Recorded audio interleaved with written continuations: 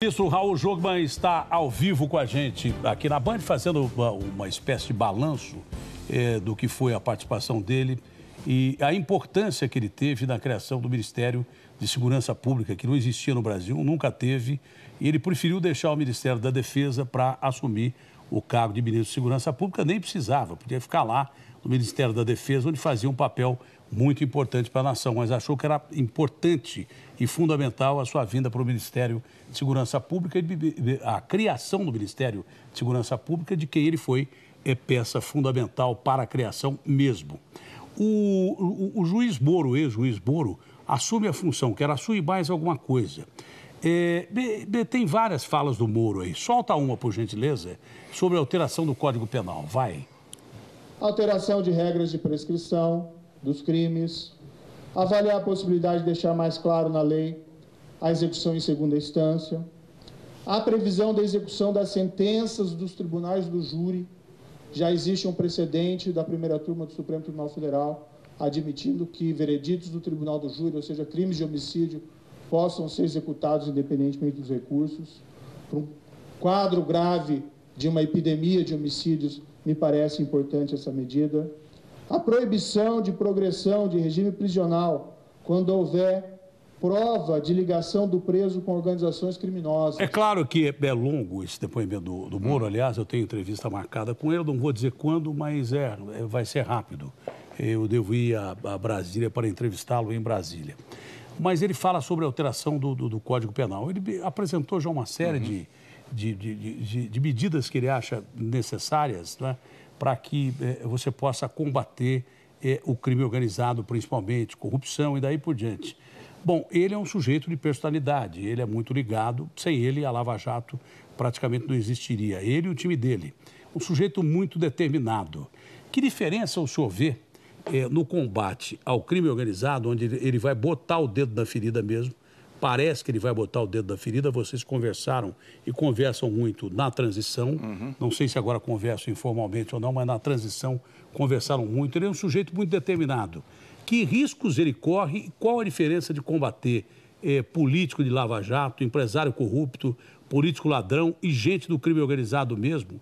E há muita gente que tema pela segurança do Moro. O que o senhor pode dizer sobre isso? Primeiro, eu queria só fazer um complemento. Você falou que eu deixei a defesa para ir para a segurança, não foi? Mas mais do que isso, eu deixei a minha carreira política. Eu não me candidatei a abrir mão de um mandato para me dedicar a isso. Foi dos poucos, né? Mas sabe por quê? Porque eu acho que a segurança está no centro das nossas preocupações e, inclusive, da vida das pessoas. E mesmo porque também você não tem pipa na justiça. Claro, a maioria continuou a querer ser candidato, a gente deixou de ser ministro, para não ser preso depois, e daí por diante. Agora, vamos lá. Ao que diz o Moro, concordo em gênero, número e grau, né? Eu acho que a questão que ele coloca da questão da progressão da pena, sobretudo para aqueles que são criminosos que lideram as gangues, eu acho que a questão ele toca, inclusive nós conversamos sobre isso, aliás, a minha relação com o Moro é anterior ao fato dele ter sido indicado. Pelas funções dele, com as minhas funções, nós já trocávamos, temos um respeito mútuo e estamos tendo eu considero absolutamente cidadã e civilizada a nossa transição. Praticamente todo dia a gente se comenta, às vezes por mensagem, às vezes trocando telefonema, então as coisas lá estão indo muitíssimo bem. Com relação aos riscos que se correm, vou também lhe contar aqui uma coisa. Recentemente, a inteligência do DEPEN, juntamente com a inteligência da Polícia Federal, abortou o que era um plano, praticamente um plano terrorista das facções criminosas, e essa vinha, no caso, lá do Mato Grosso. A ideia deles era explodir bombas, por exemplo, contra o DEPEN e, inclusive, cometer tentativa de sequestro e assassinato de autoridades. Então, esse é um risco que nós corremos e eu chamo muita atenção... Entre essas autoridades estava o Moro? Não há uma indicação, né? Não há um nome especificamente. Eles estavam ainda, digamos assim, fechando esse tipo de plano. Mas o que isso diz para a gente? Indo além do fato... Isso aconteceu muito na Colômbia, né? Eu sei. O que quer dizer? É que quando o crime é organizado, ele ganha essa dimensão, tá certo? Ele começa a confrontar diretamente o Estado. Veja o que acontece no México, veja o que acontece com os prefeitos lá que são sequestrados e mortos, veja o que acontece com jornalistas, com autoridades, com formadores de opinião. Nós temos que impedir isso.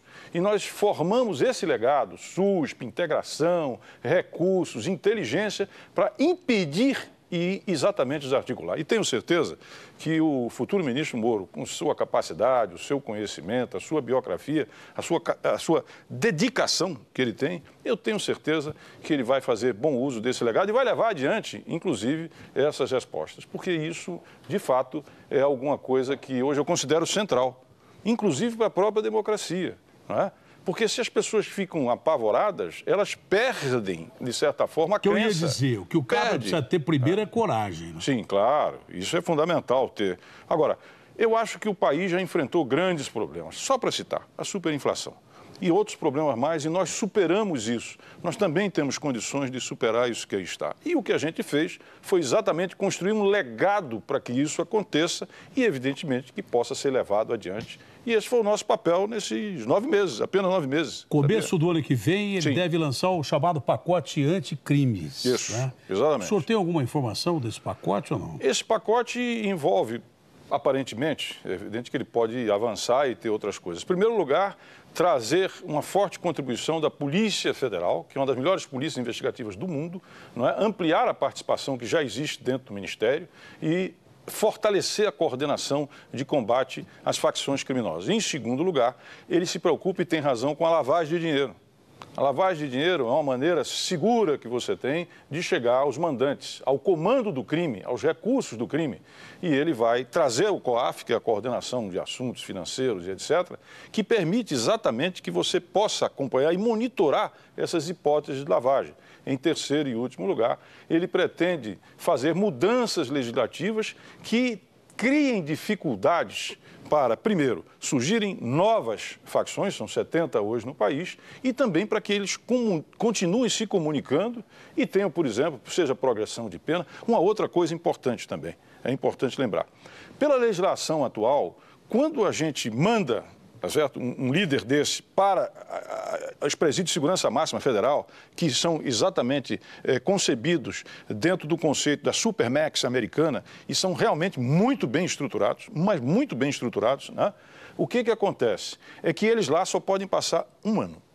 Então, fica se mantendo... É onde se cumpre pena de verdade. Né? Não, eu sei. Mas então, não pode passar desse período de 1 ano. Mudar a legislação para que eles cumpram toda a pena lá dentro. Se for 10 anos, fica 10 anos lá dentro. Porque isolado. lá é segurança máxima. Se ele volta para o Estado, ele volta a rearticular, volta a planejar crimes, nós não podemos permitir isso. Então, essa mudança, nós inclusive já enviamos um projeto nesse sentido. Mas, evidentemente, que o juiz Moro terá muito mais tempo para poder levar adiante essa proposta. Mas isso vai provocar um rebuque, o crime vai reagir. Esse é uma notícia que a gente já sabia, não é? Mas é muito importante reafirmar. O crime organizado estava organizando uma forma terrorista de atacar autoridades e pessoas importantes que combatem o crime. E se estava, deve estar continuando a pensar nisso. Segurança, por exemplo, do juiz Moro deve ser reforçada quando ele... Ela já está sendo feita pela Polícia Federal. A Polícia Federal, ela tem um departamento de proteção, exatamente, de dignatários, de autoridades, que tem mais de 20 anos. Eles têm doutrina. Há uma doutrina brasileira, exatamente, de segurança de autoridades. Tá certo? Agora, eu queria dizer uma coisa aqui que é muito importante. A gente fala muito na segurança em termos de repressão. Porque a gente vive esse dia a dia, a gente sofre esse dia a dia. Não é uma questão, nós estamos discutindo aqui uma questão teórica, ou minha ou sua, é uma questão que todos nós vivemos. Claro. Está aí, está nas ruas, é no dia a prática. dia. É prática. Mas presta atenção, aonde está o motor da violência hoje no Brasil? Na juventude que não tem escola, que não tem trabalho, que tem uma família desestruturada, tá certo? E a juventude de 15 a 24 anos. Juventude geralmente de periferia, negro, pardo, etc. Então, é preciso ter um braço de prevenção social. Se a gente quer... Combate direto ao crime que aí está, mas tem que arrumar o social para chegar a evitar que no futuro continue realimentando a situação. Porque daí, se você olhar para dentro do sistema prisional, 3 em cada 4 presos é jovem. Distribuição de renda e daí por diante, é uma série de coisas. Então a gente tem que olhar isso também. O caso do Bolsonaro continua sendo investigado, se foi atentado, se não foi atentado, se tem gente ligada a ele ou não? A Polícia Federal está concluindo, eu tenho conversado com o Galouro a esse respeito, ele vai fazer um balanço aí pelo dia 20, o dia 21, vai ter um balanço bastante conclusivo. Há alguma informação de que possa ter sido uma trama maior do que um maluco qualquer esfaqueando um candidato a presidente da República? Eu não posso antecipar isso, mas o que eu posso dizer é que a Polícia Federal será bastante concludente, porque ela cruzou todos os milhares de dados, informações, Sei, vídeos, mas isso não está excluído. Não, não está excluído. Bom, o senhor disse sobre a aliança satânica que protege quem matou a Marielle lá no Rio de Janeiro. Isso. O que é esse negócio de aliança satânica e quem é que pode estar no meio disso aí? Vamos lá. No Rio de Janeiro hoje é uma situação que dói. Com franqueza dói, porque amamos o Rio de Janeiro. Mesmo com a intervenção? Mesmo com a intervenção. Bom, a intervenção tem resultados positivos em praticamente todas as áreas, todos os indicadores, seja roubo, seja furto, seja assassinato, há uma redução. Agora, é preciso entender uma coisa, Datena, não é? Se você pega alguém, um doente com uma febre de 41 graus, não é? E você traz para 37,5, 38, você reduziu a febre, mas a febre não passou. Medellín, infecção continua. Olha só, Medellín, que foi a cidade mais violenta do mundo, levou 20 anos para sair de 382 mortos por 100 mil para 25. E hoje é um exemplo. E hoje é um exemplo. É um exemplo, bacana. Então, veja, o Rio de Janeiro não poderia mudar. É uma boa colocação, porque ainda tem jeito, né? A gente percebe que ainda tem jeito. Tem. Não tem a menor sombra de dúvida, eu tenho esperança disso. E o resultado, o legado da intervenção para o Rio de Janeiro, pode ter certeza. Segurança vai ficar melhor do que eles receberam. Mas voltando ao caso. A Marielle. Vamos lá. O Rio de Janeiro hoje tem 830 comunidades sob o controle do crime organizado, do tráfico ou das milícias. Isso significa dizer que entre 1 milhão e 100 e 1 milhão e 700 mil cariocas... Não responde às leis do Estado brasileiro. Não tem garantias constitucionais nem nada. Quem tem o controle do território tem o controle do voto. Quem tem o voto geralmente escolhe quem vai para determinados cargos. Não é assim que funciona? Então, você pode ter a bancada do crime escolhendo pessoas que são agentes de segurança. Ou seja, isso é o Rio de Janeiro. Isso é o que eu chamo a coalizão satânica entre crime e corrupção. Esses podres poderes do Rio de Janeiro não querem, porque tem participação. Você tem políticos, você tem agentes públicos, você tem milícias envolvidos nesse crime. Então, eles não querem que, na verdade, isso seja puxado o fio. Isso está próximo de ser divulgado, porque acho que levantado já está, né? Eu lhe diria que está próximo. Eu lhe diria que está próximo. Não posso assegurar, tá certo, que se chegue... Tem político importante que a gente conhece. Mas eu diria o seguinte, primeiro, quem cuida da investigação da Marielle é a Polícia do Estado Civil, que está lá fazendo o seu trabalho. A Polícia Federal, por requisição do Ministério Público, está investigando esse complô, não é chegar no...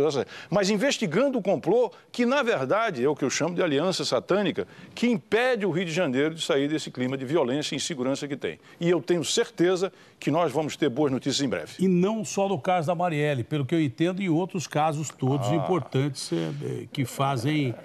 gerir o crime no Rio de Janeiro. O crime no Rio de Janeiro, ele se entranhou dentro de praticamente todas as instituições.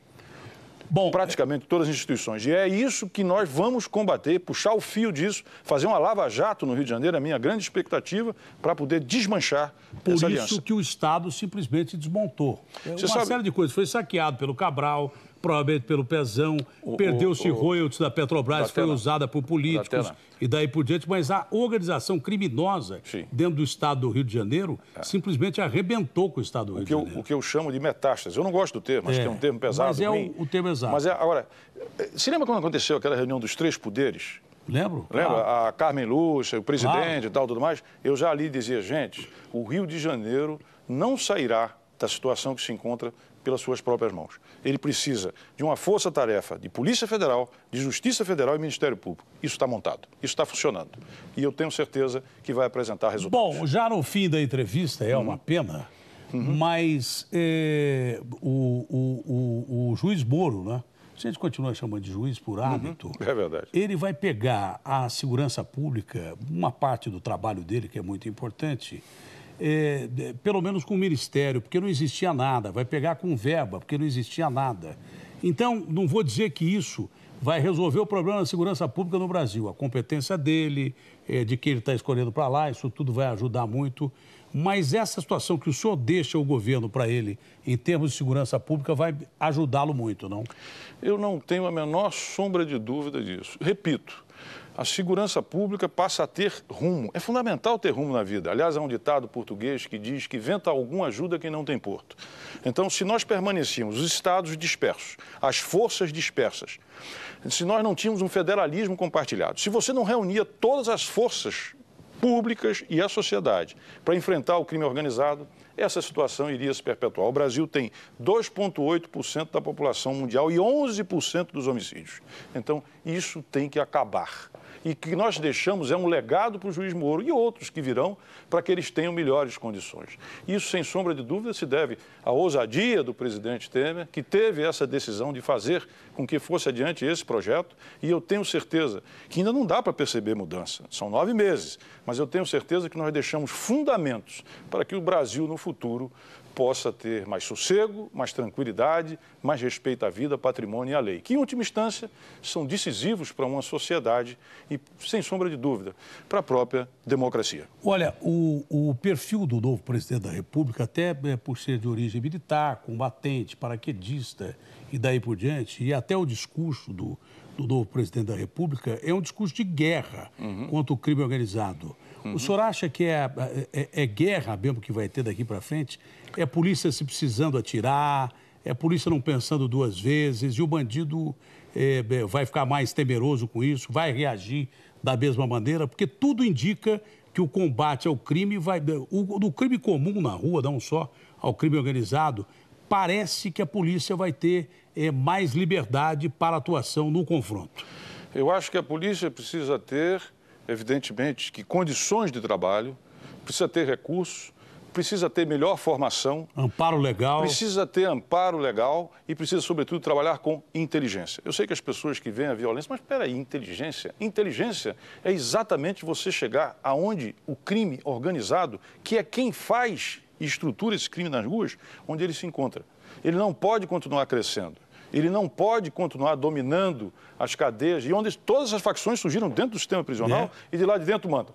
Então, eu acredito que, sem sombra de dúvida, há uma preocupação com isso, e é positivo, do futuro presidente Jair Bolsonaro. Acho que ele tem um ministro com condições de levar adiante esse trabalho, todos nós sabemos da competência do juiz Moro, e nós deixamos um legado para quem vier, que vai ter ministério, tem sistema, tem política, tem rumo e tem recursos para poder combater o crime organizado. Já foi dito que o juiz Moro lhe convidou para continuar no governo com ele, mas parece que o senhor vai para a iniciativa privada. Ele foi muito gentil, porque ele disse no final de uma entrevista, e eu realmente agradeci muito a ele, disse: gostaria que o senhor fosse o nosso conselheiro informal. Claro que serei conselheiro dele, enfim, daqueles que entenderem que nós temos alguma coisa a contribuir. Com muita humildade, enfim, mas sem sombra de dúvida que puder colaborar.